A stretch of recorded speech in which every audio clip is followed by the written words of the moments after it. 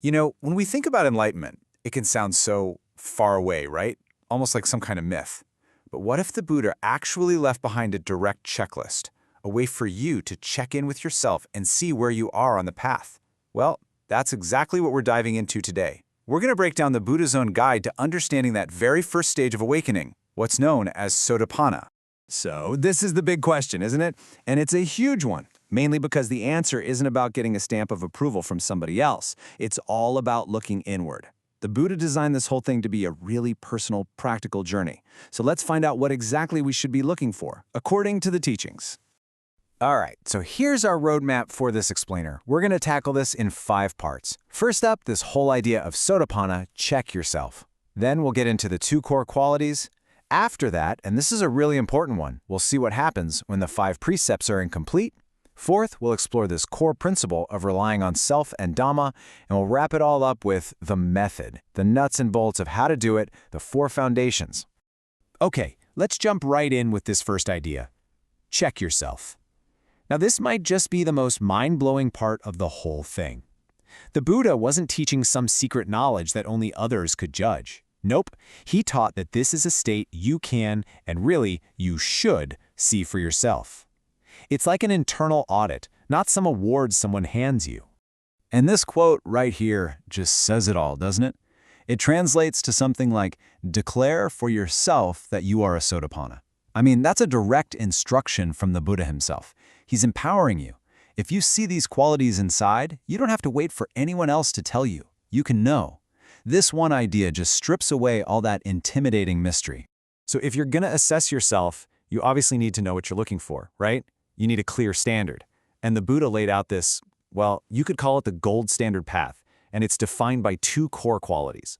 And here they are. Step 1, having this unshakable, unwavering faith in the 3 jewels. That's the Buddha, the Dhamma or his teachings, and the Sangha, the community. The second quality is all about embodying the 5 precepts, and it's not just about following rules, it's about really holding them as precious virtues. The teachings say if you can honestly look inside and see these 2 things, that's it. You can know for yourself. Okay, now this is where the teachings get really, really practical and so compassionate. The Buddha knew that for almost all of us, this journey is not some perfect, straight line. He understood that perfection is a pretty high bar to clear. And this is the question we'd all ask, isn't it? Okay, great, but what if I mess up? What if I'm trying my best, but my virtue just isn't flawless? Well, it turns out there's a very clear answer. The path isn't just one single rigid highway. There are other routes you can take. And isn't this amazing? I mean, look at this table. The path has built-in flexibility. So if your 5 precepts aren't 100% solid, there are other profound qualities that can stand in. For example, maybe you have this deep, direct insight into the 4 noble truths. You just get the reality of suffering in the way out. Or, here's another way. You could be cultivating true generosity, just practicing giving with a real intention to let go of selfishness. A third option, mastering the first 3 precepts, and then really perfecting right speech. Speaking truthfully, kindly, helpfully. It just goes to show there's more than one way to measure progress. So we've seen the what, the different qualities you can work on. But what's the engine that powers this whole practice of self-assessment? Well, it all boils down to this one incredibly powerful principle: relying on yourself. This is it. This is the core instruction right here. Be an island unto yourself. Be a lamp, a refuge. Rely on the teachings, the Dhamma, as your guide. But don't look for your salvation in anything or anyone outside of your own effort and your own understanding. This quote comes from such a moving story. When the Buddha's great disciple Sariputta passed away, another monk, Ananda, was just heartbroken. He felt like the world had gone dark. And the Buddha gently asked him this question. He was basically saying, hey, did Sariputta take the qualities of virtue, of concentration, of wisdom with him when he died? And the answer, of course, is no. Those qualities, they still exist within the teachings, the Dhamma. The path is always right here for us to walk, no matter who is or isn't around. And the teachings get super specific about what not to rely on. The source material lists things like sacred mountains, holy groves, sacred trees, mystical rivers. You get the idea. These are all external things. The focus has to shift from looking outward to cultivating what's inward. So this all leads to a really important question. How do you actually rely on yourself? What does that even look like in practice? It's not just a nice idea. The Buddha laid out a very specific method for how to build this inner refuge.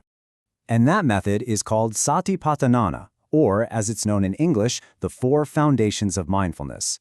This is basically the Buddha's how-to manual for developing that inner refuge.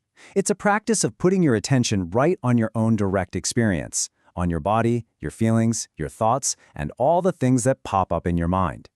And you might think, okay, 4 foundations. That sounds kind of complicated. But get this.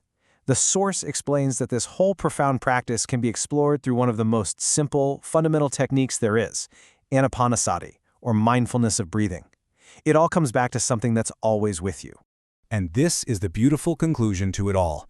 Just being aware of the breath as it comes in and as it goes out. That simple, focused act is the practice of relying on yourself and relying on the Dhamma. It just distills this whole profound philosophy into one single, doable, moment-to-moment instruction. So, after seeing this whole path laid out, from the goal to the different qualities to the other options, all the way down to the simple act of breathing, the only real question left is the one the Buddha wants you to ask yourself. Are you ready to be your own refuge?